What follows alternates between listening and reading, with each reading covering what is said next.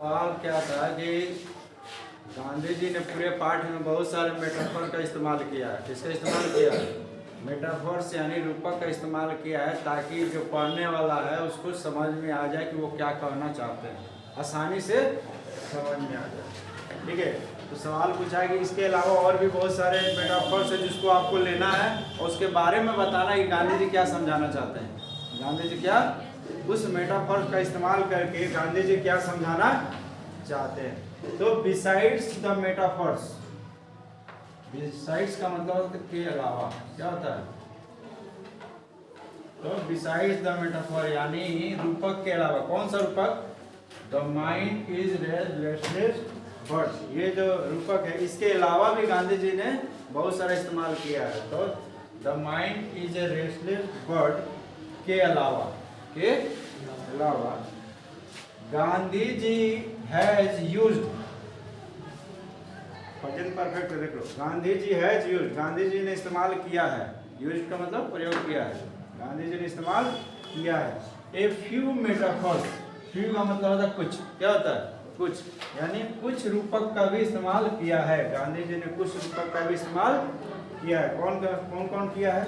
इसमें पहला number, We have tested and found it on the anvil of experience। ये भी एक मेटाफर है जो गांधी जी ने पाठ में इस्तेमाल किया है। इसका मतलब क्या है कि we have tested, हमने जांच किया है। We have tested का मतलब हमने जांच किया है, and found और पाया है it on the anvil of experience यानी अपने अनुभवों के आधार पर। एनविल का मतलब क्या होता है? एनविल का मतलब होता है जो लोहार है जब कोई भी चीज को पीटता है तो उसके नीचे एक बड़ा सा लोहा रखा हुआ रहता है, एक बड़ा सा लोहा रखा रहता है, उसी पे कोई भी चीज को पीट के बनाता है। तो वो जो बड़ा सा लोहा है उसको बहुत सारा अनुभव है, क्योंकि सारा का सारा चीज उसी पे पीट के बनाया जा रहा है, तो बहुत ही ज्यादा ना अनुभवी है। तो इसलिए एनविल का इस्तेमाल किया गया। किसका इस्तेमाल किया है? मतलब उस लोहे की तरह, उस लोहे का जैसा अनुभव है, उस लोहे का जैसा एकदम ठोस अनुभव, ऐसा अनुभव उसी तरह हमारा भी अनुभव है, हमारा भी, क्योंकि हमने उसका क्या किया है? जांच किया है और पाया है कि ये एकदम ठोस अनुभव है। क्या है? तो क्या जांच किया? हमारे अपने सभ्यता का जांच किया, अपने सभ्यता का जांच किया, उसका प्रयोग किया, तब हमने पाया कि हमारी सभ्यता जो है वो बेस्ट है। हमारी सभ्यता क्या है? तो यहाँ पे लिखेंगे by this metaphor, by this metaphor मतलब इस रूपक के द्वारा गांधी जी wants to make us understand, मतलब गांधी जी हमें समझाना चाहते हैं। गांधी जी चाहते हैं to make understand, make मतलब understand का मतलब होता है समझना, क्या होता है? लेकिन जब उसको वर्ब बनाना चाहते हैं तो उसको मेक लगाना पड़ेगा। क्या लगाना पड़ेगा? समझना और समझाना। समझना अंडरस्टैंड हो जाएगा, समझाना मेक अंडरस्टैंड हो जाएगा। क्या हो जाएगा? इसलिए हम यहाँ मेक का इस्तेमाल किए हैं। तो गांधी जी चाहते हैं, मेक अस माने हमें, अस माने, तो गांधी जी चाहते हैं हमें समझाना, हमें इस मेटाफर के द्वारा क्या समझाना चाहते हैं? दैट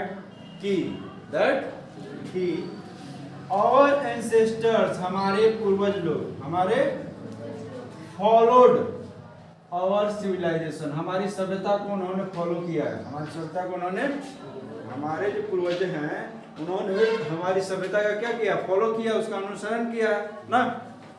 एंड टोल्ड, और हमें बताया है, and told by their experience, और अपने अनुभवों द्वारा हमें बताया है। नहीं, यानी हमारे जो पूर्वज हैं उन्होंने हमारी सभ्यता का अनुसरण किया, फिर हमें बताया अपने अनुभवों से, हमें अपने अनुभवों से क्या बताया? कि Indian civilization is the best civilization in the world, जो भारतीय सभ्यता है वो पूरी दुनिया में सबसे बेहतर है। तो ये पूरी लाइन का मतलब इधर ये वाला कि we have tested and found it on the anvil of experience, इसका मतलब ये ना हुआ कि हमारे जो पूर्वज है उसको पहले फॉलो किया, यानी जांच किया, फॉलो किया यानी कि जांच किया और उसके बाद उसको पाया, तब ना हमको बताया है अपने अनुभव से। यहाँ भी देयर एक्सपीरियंस, हमारे पूर्वज जो है उसको फॉलो किया और अपने अनुभव से हमें बताया कि जो भारतीय सभ्यता है यही जो है सबसे बेहतर सभ्यता है पूरे दुनिया में, इसलिए हमको किसी और सभ्यता को अपनाने की या कॉपी करने की कोई ज़रूरत। तो इस लाइन के द्वारा गांधी जी ये समझाना चाहते हैं। ये क्लियर है। दूसरा, लार्ज सिटीज वर स्नेयर, जो बड़े बड़े शहर हैं वो उनमें बहुत सारा जाल बिछा हुआ है। स्नेयर का मतलब क्या होता है? जाल होता है। क्या होता है? यानी जो बड़े शहर थे उनमें बहुत से जाल बिछे हुए थे। कैसे थे? जाल बिछे हुए। अब इस मेटाफर के द्वारा गांधी जी क्या समझाना चाहते हैं? तो बाय दिस मेटाफर, इस मेटाफर के द्वारा Gandhi ji wants to make us understand, वही वाला लाइन लिख दिए कि गांधी जी हमें समझाना चाहते हैं, नहीं कि क्या समझाना चाहते हैं? Our ancestor did not want to live in large cities. हम गांधी जी हमें समझाना चाहते हैं कि हमारे जो पूर्वज